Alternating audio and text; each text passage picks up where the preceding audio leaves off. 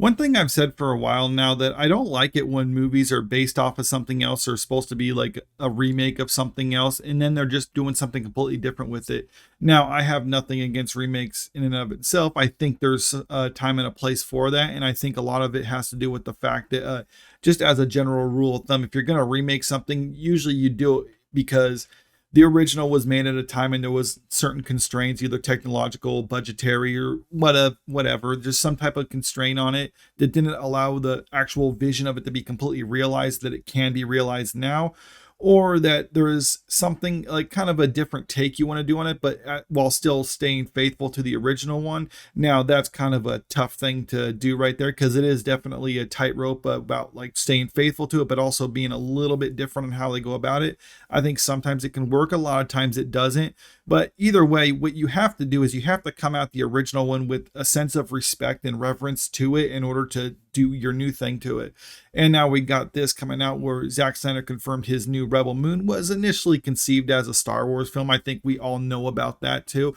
But one thing that's actually interesting is it's now coming out too that he's actually glad that Disney didn't pick it up.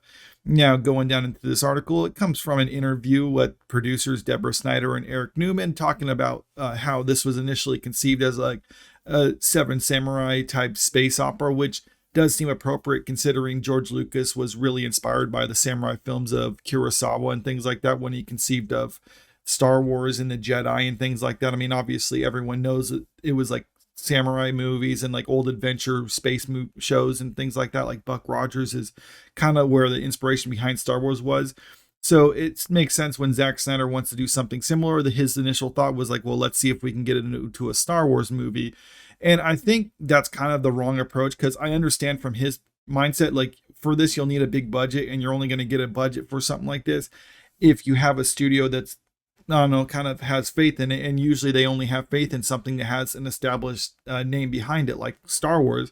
So what you do get is a lot of writers and directors, they want to tell their own story, but they don't have the confidence, or there's not enough confidence in their story in and of itself to actually tell that.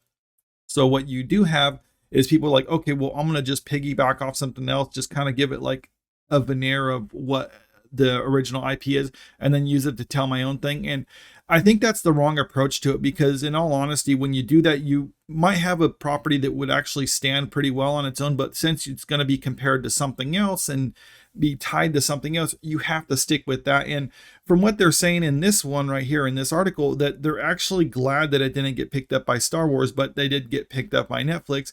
And I think a lot of the reason they're saying for that is just the fact that they're not tied to the IP, because like I said, when you're doing something like that based off of a Star Wars property like this was, you're so tied to it that if you deviate too much, then you're going to risk alienating the fans of it, or the studio's not going to want you to actually do this. They're going to be more heavily involved with it. But if you're doing something else, then you're basically free to do whatever you want. And I think that's what they're doing with this, which honestly, I mean, I didn't like that they're trying to make it Star Wars initially, because it does seem like they're trying to just ride the coattails of that. But I think it's a better idea to have it built up on its own.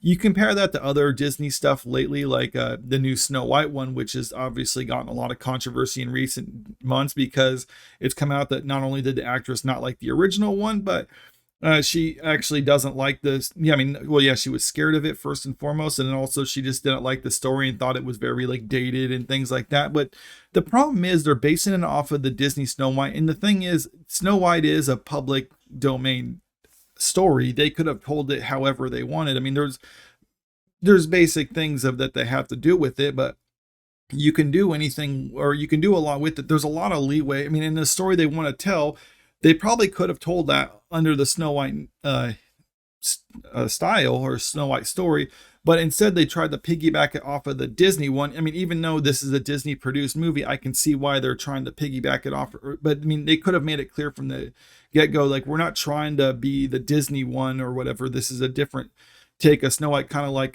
with Snow White and the Huntsman that came out several years back, where that was obviously a completely different one. I mean, it didn't even look like it was trying to be the Disney one, because I mean, obviously that was a different studio, but my point still remains that it was obviously going to be something of its own. And I think Snow White, this one, would have actually been better if they tried to treat it as that, but instead they're trying to have it both ways, where it's like, we want you to try to evoke the memories of the original Snow White and try to get that fan base, but at the same time we don't like that original one, so we're trying to do something different, and obviously that's not going to work for them.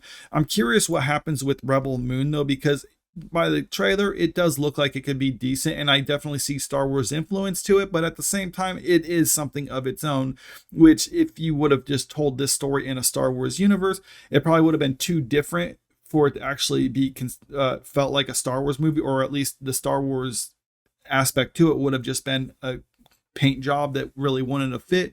But by doing something else on it, you just have to tweak some other things, and then you can have something else that might have the feeling of Star Wars, but it's obviously its own thing, if that makes any sense. But either way, I think more creators should do stuff like this where they're not necessarily trying to just copy something else, or not trying to ride the coattails of another property, but instead just kind of using that as inspiration to do their own thing with it and just kind of be more creative, and as a result. But that's what I think. Let me know what you think about all this in the comment section below. And if you like this video, make sure you click the like button, share the video, and subscribe to the channel if you want to stay up to date with the latest news. Thank you.